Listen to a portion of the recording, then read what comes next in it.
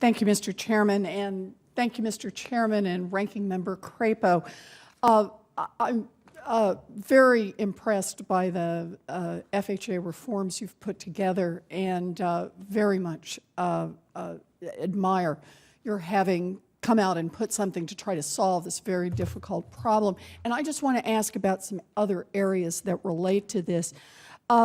Ms. Galante, one of the things we learned in the 2008 financial crisis is how important it is for different institutions, public and private, to have an accurate assessment of their risk exposure.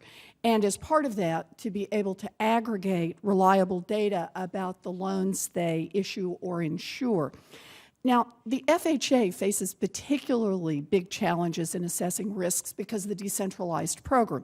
As you know, the FHA's knowledge about its insurance exposure is only as good as the quality and consistency of the data given to it by approved banks, along with the work it does to audit then, after the fact, the information that it receives.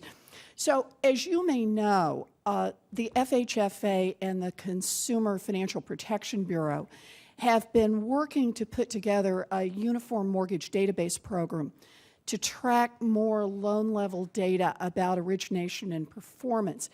And if it succeeds, I think it could be very helpful in mortgage insurance pricing and increasing general market efficiency by making it easier to evaluate the riskiness and profitability of different pools of mortgages. So I just wanted to ask about the FHA's role in that. Have you been participating in that?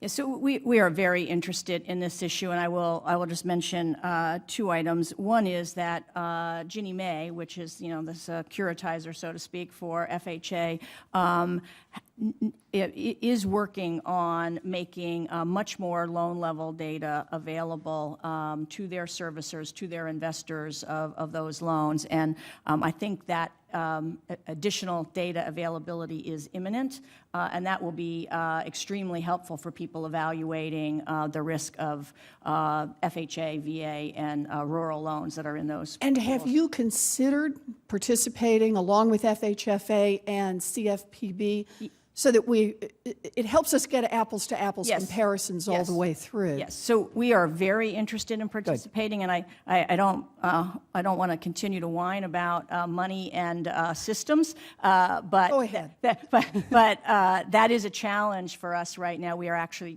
trying to work on. We need some contractual help in order to participate in that actively. But we are very interested. Good, but you feel like you have adequate authority. You don't need any additional authority to do it. You just need the resources. Correct. Okay, correct. Good. I want to ask about another part too. Under a recent FHA guideline, it's Mortgagee Letter 2012-22, it appears that homeowners must be currently employed in order to be eligible for certain loss mitigation options. In other words, helping people who are in trouble on their mortgages.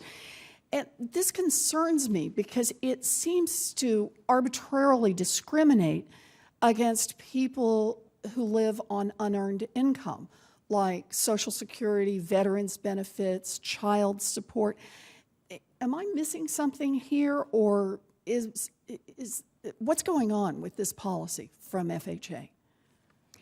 Yes, I appreciate the concern here. I would just say I have just recently been made aware of this particular issue, and I am looking into it. I do agree that what we are the intent of what we're looking for here in order to be eligible for some loss mitigation activities, including modifications, we do need to see that there is a stream of income that supports that modification. I certainly understand that. And so, but I do think this is a reasonable concern for us to go back and look at the employment versus source of income. Okay. So we will look at that. Excellent. Thank you very much. And then in the few seconds I have left, I just want to ask you a brief question about the FHA's role in being counter-cyclical in the housing market. And we had some discussion, and I heard you talking about the tension with premium increases, that as the market goes down is the time you may need to ratchet up premiums, but then you're behaving in a way that's pro-cyclical, that is making the booms higher and the busts lower.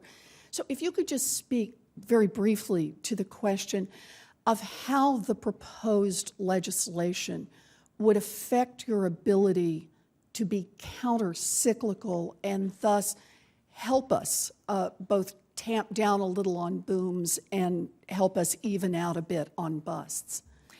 Yes, I appreciate the question, and it is why I think the current Section 7 is pretty inflexible about when that premium increases must be put in place, and we think that will hurt in the counter-cyclical situation if we're at a place where we've already, for example, raised those enough to be covering our risk, and we have other tools to get to the same place. That we should be looking to those other tools as much as possible. Okay, so you'd like to see more flexibility Yes. there. Thank you very much. Thank you, Mr. Chairman.